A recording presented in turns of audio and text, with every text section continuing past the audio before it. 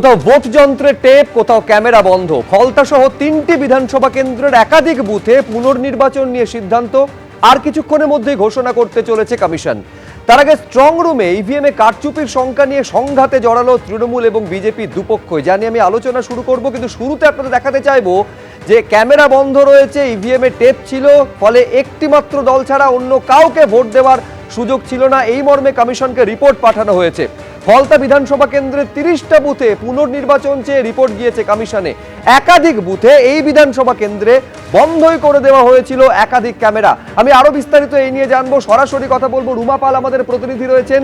এইটা আমাদের রুমা, জানাও, তোমার সঙ্গে আগেও কথা হয়েছিল যে রাতভর এ নিয়ে একেবারে স্ক্রুটিনি করেছে নির্বাচন কমিশন। তারপর যে রিপোর্ট কমিশনে এসে জমা পড়েছে, কি রয়েছে তাতে? দেখো, জানিয়ে রাখি যে ডায়মন্ড হারবার থেকে 4টি বুথ এবং পশ্চিম মগরাহাট থেকে 11টি বুথে রিপোল হওয়ার প্রস্তাব পাঠানো হয়েছে। অন্যদিকে জানিয়ে রাখি যে ফলতাতে 30টি বুথ নজরে রয়েছে। এবার ফলতাতে কি ঘটনা ঘটেছিল যেটা এসেছে কমিশনের নজরে, যেখানে দেখা যাচ্ছে যে যেদিনকে সেকেন্ড ফেজ ছিল ইলেকশন, সেখানে দেখা গিয়েছিল, অভিযোগ আসছিল যে একদম ইভিএমের ওপরে কিন্তু কালো টেপ লাগানো হয়েছে এবং সেক্ষেত্রে ক্যামেরা একাধিক কিন্তু বুথে বন্ধ করে দেওয়া হয়েছিল।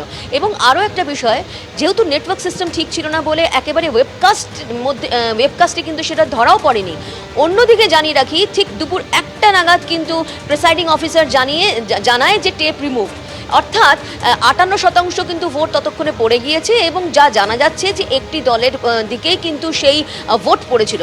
এবার প্রশ্ন যে এই কালো টেপ লাগালো কি করে এবং লাগানোর ফলে অবশ্যই সেখানে কি রিপোল হবে, এই সমস্ত কিছু রিপোর্ট কিন্তু নির্বাচন কমিশনে গেছে এবং মুখ্য নির্বাচনী আধিকারিক আর কিছুক্ষণের মধ্যেই কিন্তু সমস্ত বিভিন্ন জেলায় গিয়েছিলেন তিনি আজকে কাউন্টিং সেন্টার দেখতে, এবং অবশ্যই তারপর ফিরে আসবেন মুখ্য নির্বাচনী আধিকারিকের দপ্তরে। এবং সেক্ষেত্রে জানিয়ে রাখি যে জানিয়েছেন যে আজকেই কিন্তু রিপোল ঘোষণা হবে, তবে কত বুথে হবে, কোথায় হবে সেটা অবশ্যই নির্বাচন কমিশন সিদ্ধান্ত নেব। সেই সিদ্ধান্ত নেওয়ার পরে কিন্তু আমরা জানাতে পারবো ঠিক কোথায় কত বুথে রিপোল হচ্ছে। বেশ রুমা, আপাতত তোমাকে ধন্যবাদ। এবার কোথায় কতগুলো বুথে পুনর্নির্বাচনের সিদ্ধান্ত কমিশন নিচ্ছে আর কিছু সময়ের মধ্যে এটা স্পষ্ট হয়ে যাবে। কিন্তু কিছুক্ষণ আগে এই নিয়ে মুখ্য নির্বাচনী আধিকারিক মনোজ আগরওয়াল কি জানিয়েছেন, আসুন একবার দেখেন।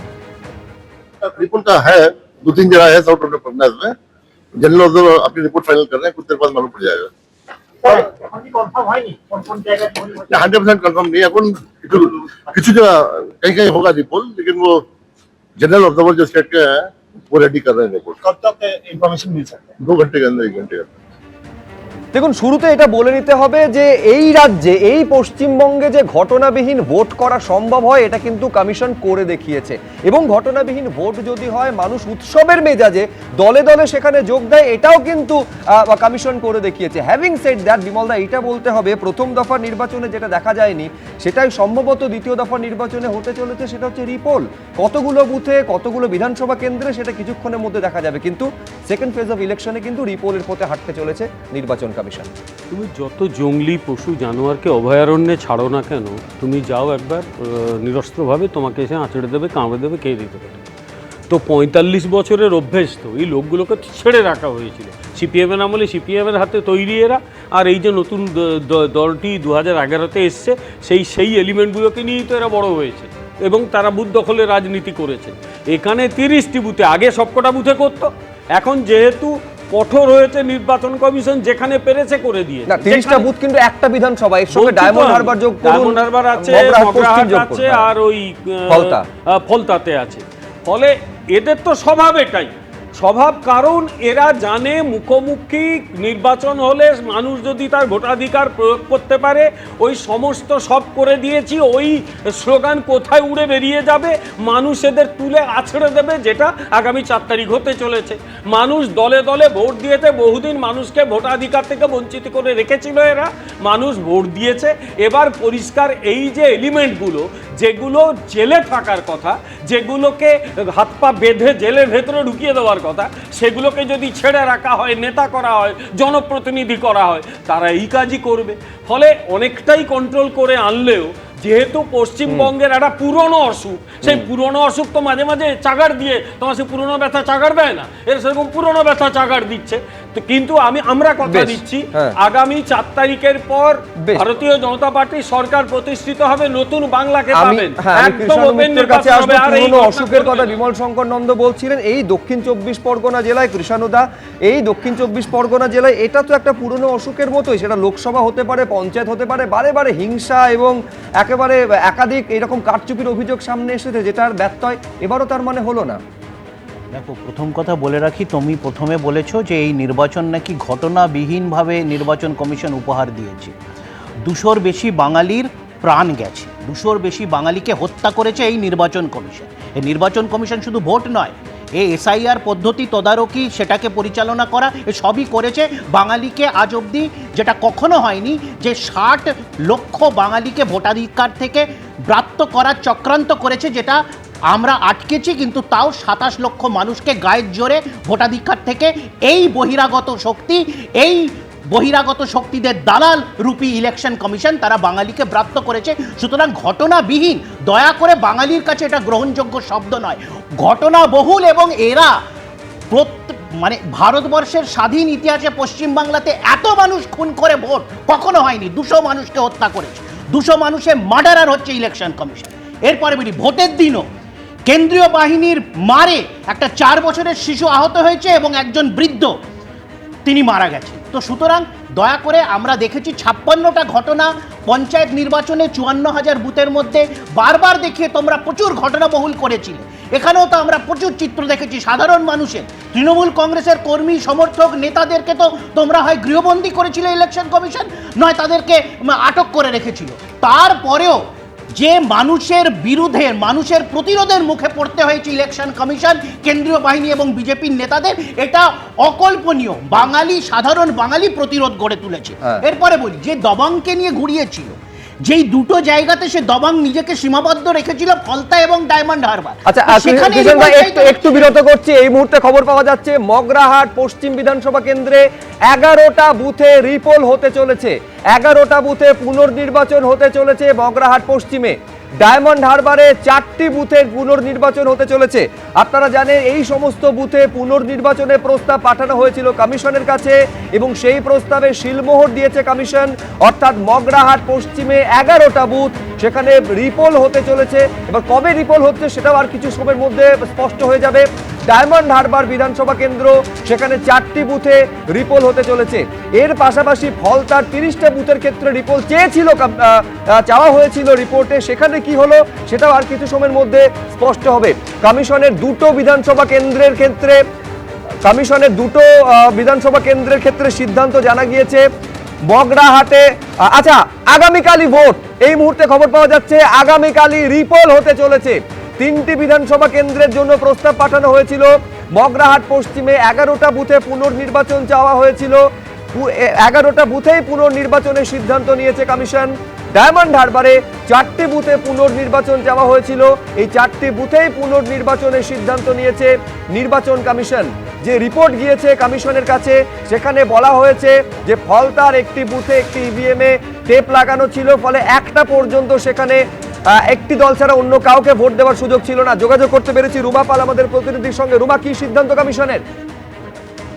দেখো, জানিয়ে রাখি, আগামীকালই কিন্তু রিপোল হচ্ছে এবং সেটা 2 বিধানসভা 15টা বুথে রিপোলের এই মুহূর্তে খবর এসছে এবং ফলতা কিন্তু হবে, সেটাও কিন্তু আসবে কিছুক্ষণ পর। জানিয়ে রাখি যে এই আগামীকালই সকাল 7টা থেকে এই রিপোল হবে। ডায়মন্ড হারবারের 4টে বুথে 117 নম্বর, 179, 194, 243 নম্বর বুথে। অন্যদিকে মগরাহাট পশ্চিমে আছে 46 নম্বর বুথ, 126 নম্বর বুথ, 127 নম্বর বুথ, 128, 142, 214, 215, 216, 230, 231, 232 নম্বর বুথে। অর্থাৎ ডায়মন্ড হারবারের 4টে এবং মগরাহাটে তুমি দেখতে পাচ্ছ যে এই বুথে রিপোল হতে চলেছে এবং ফলতাতে কোথায় কোথায় কোন কোন বুথে রিপোল হবে সেটা এখনো আসা বাকি রয়েছে। 15টা বুথে তো হচ্ছেই, তবে আরো অনেক বুথে এই রিপোল হবে কমিশনের তরফ থেকে, সেটাই জানানো হয়েছে।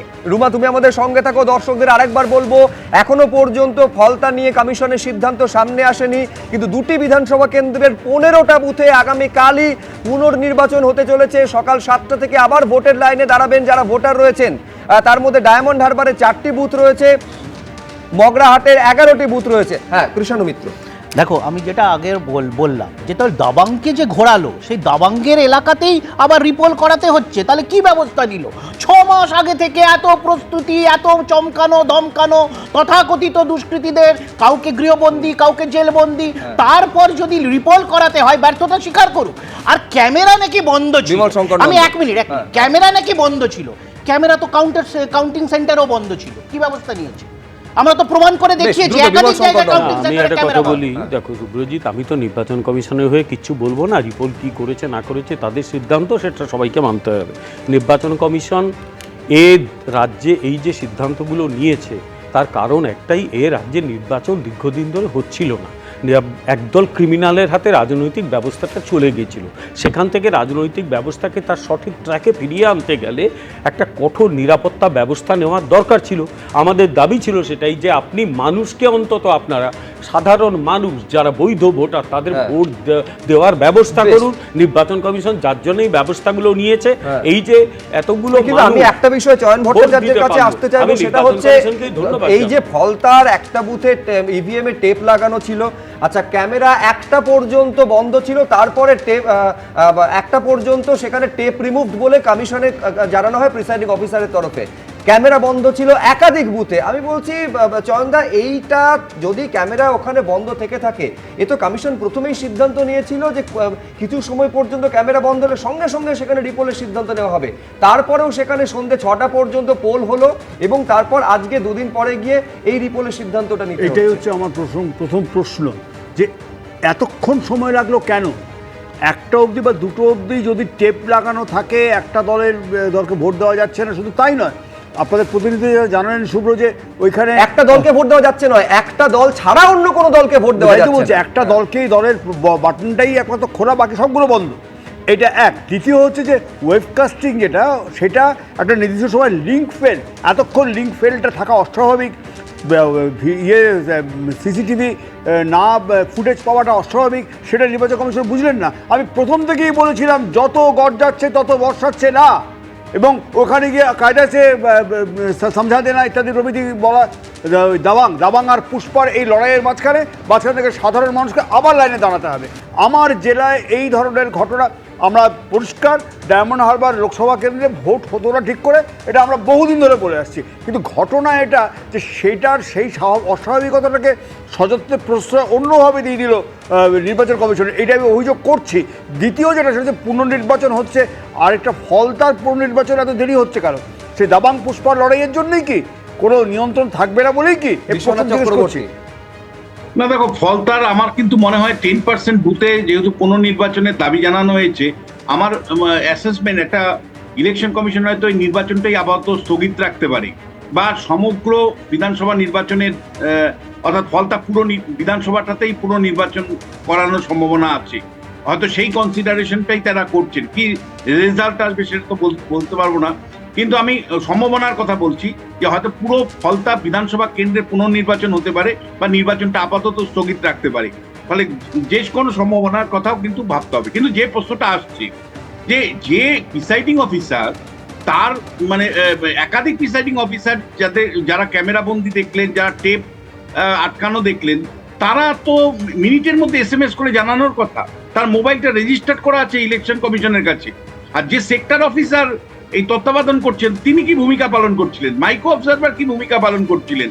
ফলে আমি তোমায় বলছি, এটা কেবলমাত্র মানে ডেফিনেটলি তৃণমূল কংগ্রেসের লাজ লজ্জার জায়গা থেকে বলতে হবে যে যারা ভোট লুট করে তারা আবারও ভোট লুট করে প্রমাণ করলো যে দাবাংয়ের থেকে পুষ্পা গুরুত্বপূর্ণ, পুষ্পা অনেক বেশি শক্তিশালী।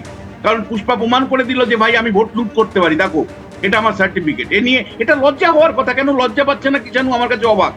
দ্বিতীয় যে বিষয়টা, সেটা হলো যে প্রিসাইডিং অফিসাররা এর মধ্যে যুক্ত আছে, তারা যুক্ত থাকতে পারে, ভয়ে যুক্ত থাকতে পারে, ভয় ভীতি সন্ত্রস্ত হয়ে একটা পর্যন্ত খবর দেয়নি। এন্টার প্রিসাইডিং মানে অফিসার সমেত পোলিং অফিসারদেরকে ইমিডিয়েটলি সাসপেন্ড করা উচিত। আমি এখানে প্রদীপ চট্টোপাধ্যায়ের কাছে আসবো। আমি বলছি প্রদীপদা, ডায়মন্ড হারবারে 4টে, মগরাহাটে 11টা এবং সব থেকে বেশি ফলতাতে, যে ফলতায় একেবারে পরপর দাপিয়ে বেরিয়েছেন কার্যত অজয় পাল শর্মা, তারপরেও ফলতায় 30টা বুথে পুনর্নির্বাচনের একটা প্রস্তাব গিয়েছে। তারপর তো প্রশ্নটা ওঠে, তার মানে ফলতাকে তাহলে কমিশনের অগ্রাধিকারের তালিকায় ছিল না? না না একেবারেই ছিল, তার কারণ হচ্ছে আমরা তো ফলতাতেই দেখেছিলাম যে দৈরথ পুলিশ নাকি অফিসারকে মেশিনারি কাজ নিয়ে। করলো না? না আসলে হচ্ছে ফলতায় যে সন্ত্রাসের যে বাতাবরণ এতটাই গেড়ে বসেছে যে সেখানে এই মানে রক্তচক্ষু কেন্দ্রীয় বাহিনীকে এড়িয়েও কিছুভাবে হচ্ছে কি এখানে প্রভাব বিস্তার করা যেতে পারে সেটা দেখা গেল। তবে একটা কথা বলবো যে পুনর্নির্বাচন যদি হয় সেটাকে কিন্তু সাধারণ মানুষ এই এসআইআর প্রক্রিয়ার থেকে এই পুনর্নির্বাচন অবধি, এসআইআর এর থেকে পুনর্নির্বাচন অবধি সাধারণ মানুষ কিন্তু সহযোগিতা করবে, সাধারণ মানুষ আবারও লাইনে দাঁড়াবে। তার কারণ সাধারণ মানুষ কিন্তু গণতান্ত্রিক পদ্ধতিতে তাদের যে ভোটদান সেটা যাতে তারা দিতে পারে সেটা আবার রেকর্ড করবে। কিন্তু তাদেরকে এবারে সহায়তা করতে গেলে নির্বাচন কমিশনকে আরও যে ভুল ত্রুটিগুলো এই গতদিন হলো 29 তারিখ সেটা যাতে আগামীকাল আবার না করে বসে তার জন্য কঠোরতম ব্যবস্থা নিই। আর আমার মনে হয় তৃণমূল কংগ্রেসের এখানে স্বাগত জানানো উচিত, তার কারণ এই যে নির্বাচন প্রক্রিয়া এটা তো দক্ষিণ 24 পরগনা জেলার মধ্যে হচ্ছে। দক্ষিণ 24 পরগনা জেলায় তৃণমূল কংগ্রেসের সর্বোচ্চ নেতৃত্বর জেলা, তাহলে সেই নেতৃত্ব যিনি বলেন ডায়মন্ড হারবার একটা মডেল, তাহলে সেই মডেলটা দেখান যে হ্যাঁ নির্বাচন কমিশনের গাফিলতিতেই হয়েছে, তৃণমূল কংগ্রেসের কোনো সন্ত্রাসবাদী বা আমি বিমলদার কাছে এই কারণে আসবো কারণ বিমলদার দল পুরো ফলতা বিধানসভায় 285টা বুথে রিপোলে দাবি করা হয়েছিল। আমি বলছি তার মানে তো এইটা কি কোথাও আপনারা মানছেন যে ফলতার ক্ষেত্রে নির্বাচন কমিশনের প্রস্তুতিতে কোথাও কোনো খামতি ছিল বিমলদা? দেখুন, প্রস্তুতিতে খামতি ছিল নাকি পরবর্তীকালে সুপারভিশনে খামতি ছিল সে তো দীর্ঘ আলোচনার বিষয়। কিন্তু আমি আবার বলছি দীর্ঘদিনের একটা ভয়ঙ্কর পরিস্থিতিকে একটা কন্ট্রোলের মধ্যে নির্বাচন কমিশন এনেছে, এটা আমরা সবাই দেখতে পাচ্ছি যে সবকটা বুথে আগে ভোট হতো না, অবাধে লুটপাট হতো, গোটা ডায়মন্ড হারবার অঞ্চল জুড়ে ফলতা টলতা কোথাও মানুষ ঘর থেকে বেরোতে পারতো না। এখন সেখানে একটা ছোট জায়গায় নিয়ে আসতে পেরেছে, কিন্তু তারপরেও বলবো যে নির্বাচন কমিশনের আরো বেশি সতর্ক হওয়া উচিত ছিল, কারণ ওই জায়গায় যে অন্যায়টা হলো সেটা না হলেই ভালো হতো। বিষয়টা হচ্ছে যে আমরা অভাবনীয়ভাবে যে এই নির্বাচনে দেখলাম বাংলার মাটিতে যে পরিযায়ী শ্রমিক একটা বৈধ ব্যাপার, বিভিন্ন রাজ্যের মানুষ, সব রাজ্যের মানুষ অন্য রাজ্যতে কাজ যায় কম বা বেশি। এখানে প্রথমবার আমরা দেখলাম পরিযায়ী নেতা, পরিযায়ী কর্মী, পরিযায়ী ভোটারও শুনছি নাকি এখন। একজন পরিযায়ী কর্মীর কথা গতকাল আমার নেত্রী বলেছে, সে সারা ভবানীপুর ঘুরে বেড়াচ্ছে, তার মধ্যে এই রকম 15টা বুথে 2টো বিধানসভা কেন্দ্রে রিপোলের সিদ্ধান্ত। ফলতার ক্ষেত্রে কি হচ্ছে হয়তো আর কিছু সময়ের মধ্যে স্পষ্ট হবে। দেখুন ফলতায় রিপোল নিয়ে শেষ পর্যন্ত কমিশন কি সিদ্ধান্ত নেবে হয়তো কিছু সময়ের মধ্যে স্পষ্ট হয়ে যাবে। একটা বিরতির পরে আপনাদের সামনে রাখবো যে ভোট মিটতে দিকে দিকে অশান্তির খবর কিন্তু আসতে শুরু করেছে, আলোচনা চলবে, ফিরছি দ্রুত।